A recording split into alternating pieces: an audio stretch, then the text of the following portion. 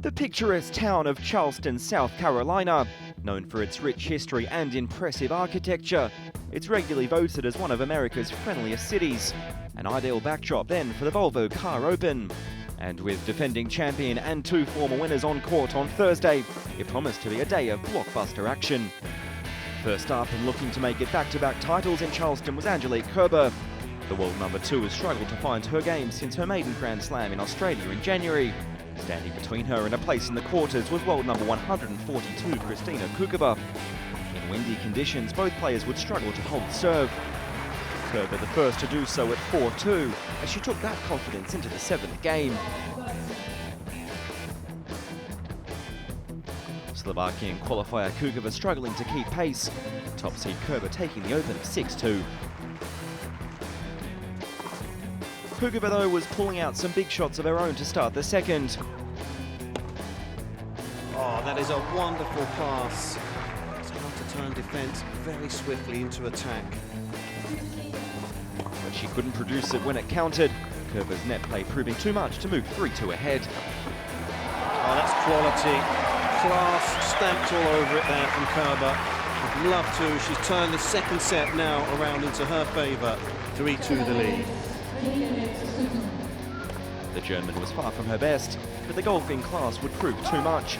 Progression to the last 8 wrapped up in just under an hour and a half. The defending champion still in the mix here to successfully defend her title.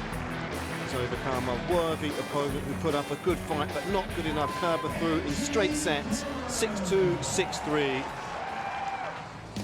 Thursday also saw a 9th career meeting between two of the veterans of the game in Sam Stosur and Sara Errani. The Australian had got the better of her Italian counterpart at the US Open last year, but it was Errani off to a flying start here.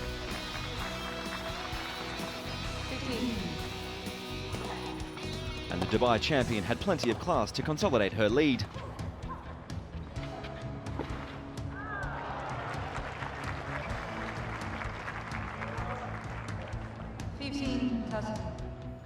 The 5th seed taking the opener after Stosur's failure at the net.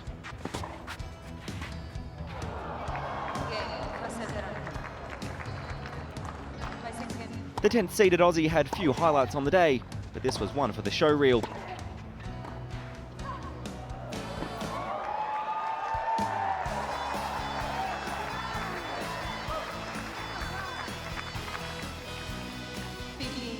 Errani had failed to serve out the match at 6-5, but was able to get it done in a tiebreaker to book her place in the quarters.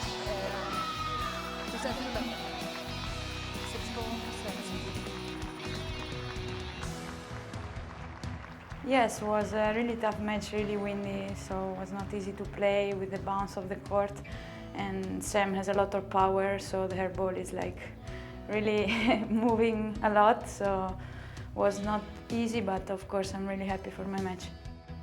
There was an upset in the match previous as 3rd seed Venus Williams was stunned by Yulia Putintseva.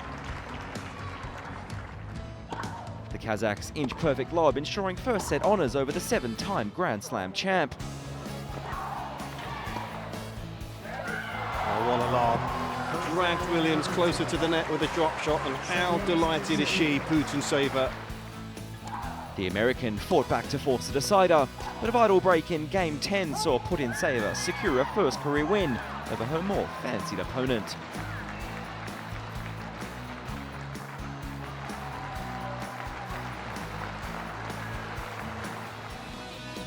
The evening session saw two of the game's up-and-coming stars vie for a place in the quarters.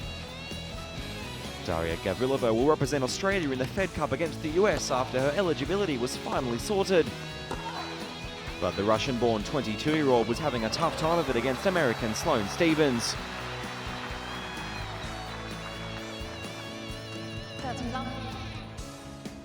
The home favourite with the crowd on her side as she wrapped up the opener 6-4. Well, there it is.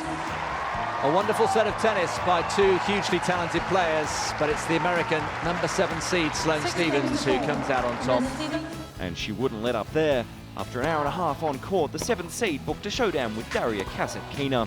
It's wide, and Sloane Stephens gets the job done in a mightily impressive way. She has been patience personified this evening in Charleston. A very mature performance and a worthy winner. It's always better playing in the U.S.